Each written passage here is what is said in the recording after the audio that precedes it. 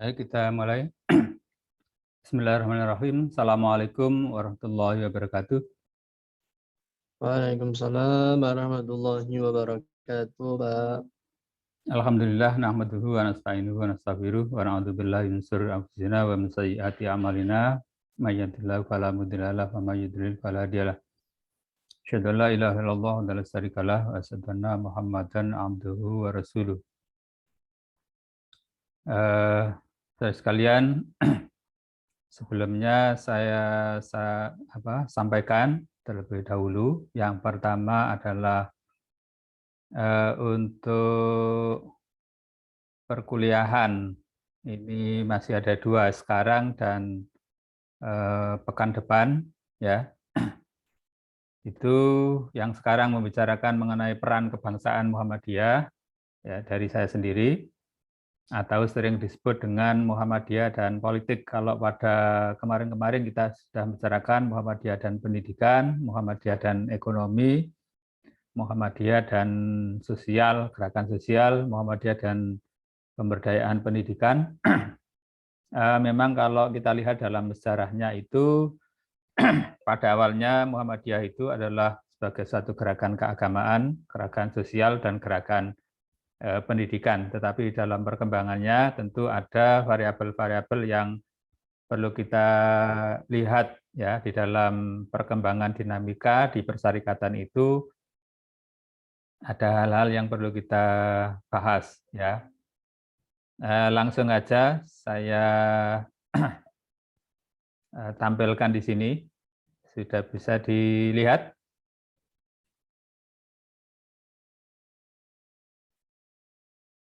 Sudah bisa dilihat, ya?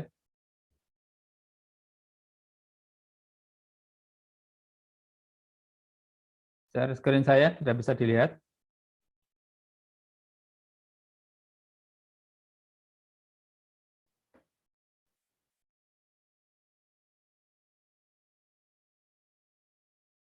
Gimana? Sudah bisa dilihat di layar, di share screen? Sudah, Pak. Oke, ya. Baik, ya.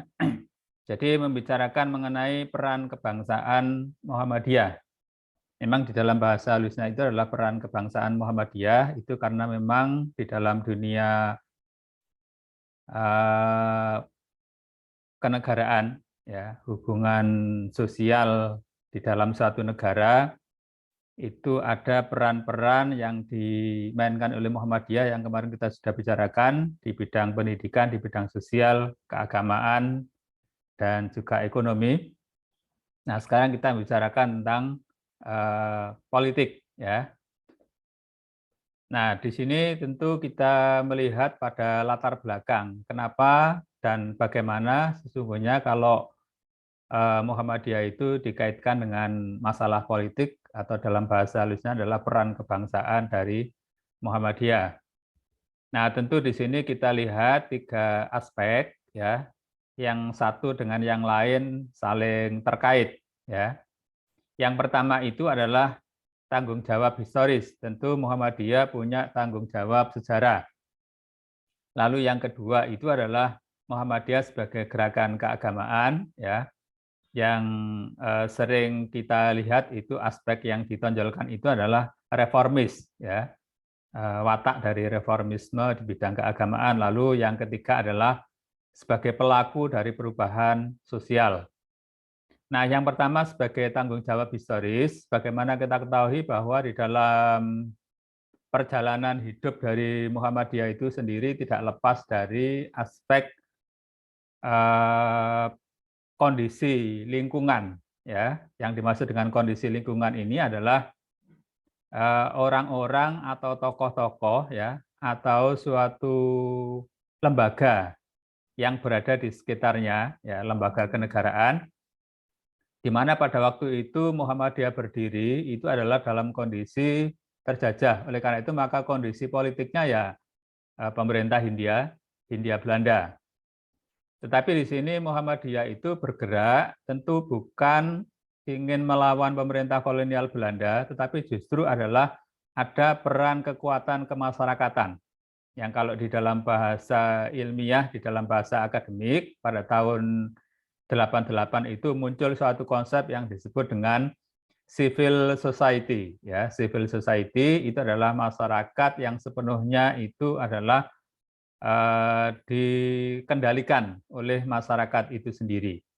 Yang di dalam bahasa agamanya, ya dalam dunia akademik ya, di keagamaan itu disebut dengan masyarakat madani. Apa itu masyarakat madani? Masyarakat madani adalah masyarakat sebagaimana yang dicita-citakan atau yang diimplementasikan pada masa Rasulullah ketika Rasulullah membentuk masyarakat Madinah yang waktu itu ada orang-orang Islam, ya, ada orang-orang non-Muslim. Nah, itu cocok dengan kondisi Indonesia, ya. Ketika Indonesia merdeka, maka kemudian di masyarakat Indonesia itu ya otomatis akan terbentuk suatu masyarakat di mana ada komponen-komponen itu yang beraneka ragam, ya, atau bisa dikatakan adalah masyarakat yang beragam, ya, terutama di bidang keagamaan, nah, juga suku dan sebagainya. Ini tanggung jawab historis memang sejak awal berdirinya Muhammadiyah berdiri di negara Indonesia dan tentu adalah kondisi Indonesia yang beragam, yaitu atau yang plural itu dimaklumi. Kemudian yang kedua adalah Muhammadiyah itu gerakan reformis keagamaan. Apa yang dimaksudkan di sini adalah mengembalikan kepada ajaran tauhid yang murni. Tentu itu ada konsekuensinya. Apa konsekuensinya? Berarti hal-hal yang tidak sejalan ya dengan ajaran tauhid yang murni itu tentu dihindari ya atau dijauhi. Ya. Kemudian yang ketiga ya, Muhammadiyah sebagai agen atau pelaku dari perubahan sosial.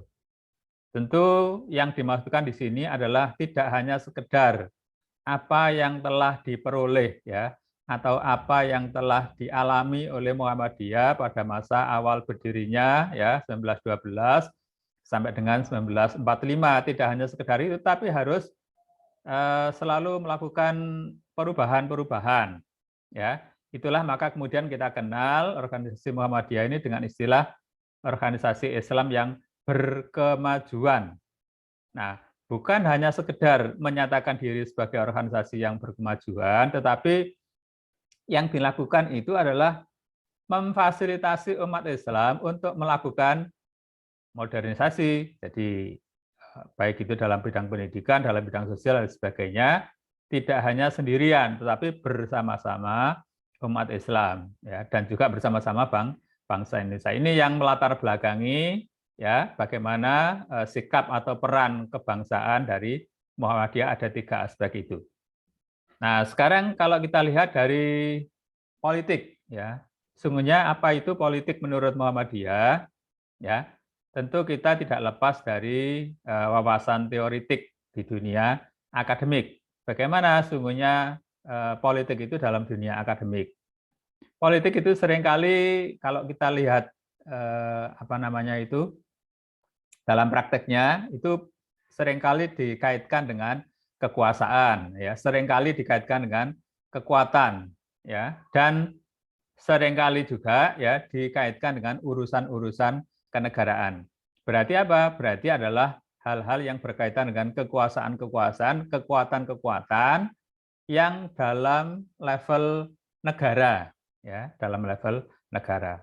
Itu yang pertama. Kemudian yang kedua, politik itu juga berarti adalah kegiatan manusia di dalam sistem politik, ya, di dalam kekuasaan itu. Termasuk di dalamnya adalah struktur politik. Ya, sebagaimana kalau kita ketahui di Indonesia itu ada kekuatan politik dalam bentuk eksekutif, ya, pemerintah itu ada dalam bentuk legislatif seperti DPR, MPR, ada di dalam bentuk kekuatan yudikatif, pembuat ya yang mengendalikan ya atau yang membuat hukum-hukum ya mengendalikan dari kekuasaan itu sendiri. Tetapi bedanya kalau di dalam trias politika dulu itu masing-masing terpisah, tapi kalau di dalam prakteknya di Indonesia ini saling terkait antara eksekutif, ya, legislatif dan yudikatif. Lalu yang ketiga, nah ini yang awalnya dulu ya. Di Yunani politik itu dari kata policy yang berarti adalah kebijakan. Jadi sesungguhnya politik itu bukan sesuatu yang dianggap kotor atau sesuatu yang merugikan. Pada awalnya demikian ya. Karena politik itu artinya adalah policy ya, kebijakan untuk kepentingan hidup rakyat ya. Dalam hal ini adalah nilai-nilai ya, value, termasuk nilai-nilai kebersamaan, nilai-nilai demokrasi ya, nilai-nilai kebaikan ya, nilai-nilai gotong royong, maka semuanya itu berkaitan dengan politik. Itu adalah memang awal dari bahasa politik. Cuma di dalam penerapannya memang itu tadi yang namanya manusia ada keinginan, ada tujuan-tujuan ya, ada target-target ya, sehingga di dalam istilah bahasa Maduranya ya disebut dengan who gets what, when, dan how. Yaitu siapa ya mendapatkan apa ya, kapan, dengan cara apa atau bagaimana. Jadi misalnya kalau ada seorang calon presiden, ya tentu dia nanti dapat apa? Ya dapat kekuasaan tentu ya. Kapan? Ya tentu 5 tahun sekali. Dengan cara apa? Nah itu yang penting ya. Kalau di Indonesia tentu adalah melalui partai politik. Nah sekarang kita kaitkan antara Muhammadiyah dan politik itu. Coba kita lihat di sini ada dua ranah itu ya. Sudah kelihatan ini ya?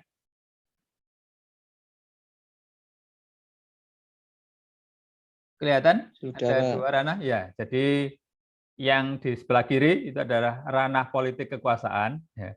Kemudian yang di sebelah kanan itu adalah ranah kebangsaan atau kemasyarakatan. Nah, dua ranah ini saling berhubungan, ya. Tetapi masing-masing ini jalurnya tidak sama. Yang pertama itu adalah ranah politik kekuasaan, berarti apa? Melalui partai politik. Ya, tentu kalau orang mencari kekuasaan di sini tidak harus melalui partai politik. Meskipun di dalam prakteknya itu nanti partai politik itu ada banyak variabel yang mempengaruhi. Misalnya variabel ekonomi, variabel sosial, variabel agama, dan mungkin juga ada suku dan sebagainya ada. Tapi di sini jelas sekali bahwa partai politik. Kemudian di sini yang kedua adalah melalui lembaga pemerintah non-parpol. Apa lembaga pemerintah non-parpol? Ya, seperti pemerintah pusat, ada pemerintah daerah, mungkin juga ada DPR, ada lembaga-lembaga yang lain. Maka jalur Muhammadiyah di dalam bidang politik bisa saja melalui yang sebelah kiri, ya partai politik, bisa saja melalui yang sebelah kanan. Yang sebelah ini seperti apa? Yang sebelah kiri itu, ya kita lihat di sini di dalam prakteknya. Nah, contohnya adalah ini kalau dalam sejarah, ya. Di dalam sejarah partai politik hubungannya dengan Muhammadiyah itu adalah sejak awal, ya, ketika tahun 1930-an. Waktu itu ada kekuatan yang disebut dengan SI, ya, Sarekat Islam.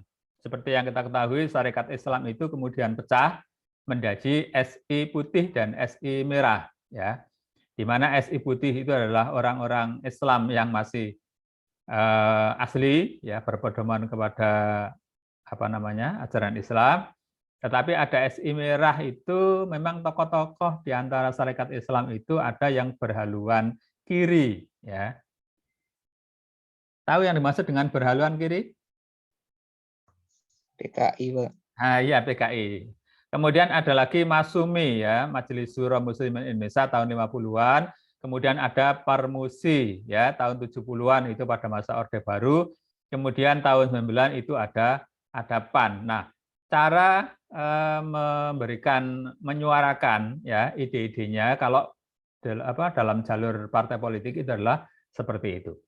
Sedangkan melalui ranah kebangsaan atau kemasyarakatan itu ada yang disebut dengan pendidikan politik, ya. Kemudian nanti akan kita ketahui Fiqh Denpasar 2002 ini yang mungkin nanti akan saya sampaikan sedikit lebih detail, ya.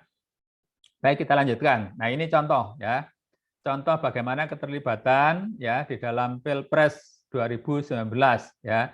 itu ada orang yang melakukan survei, hasil survei seperti ini, ya.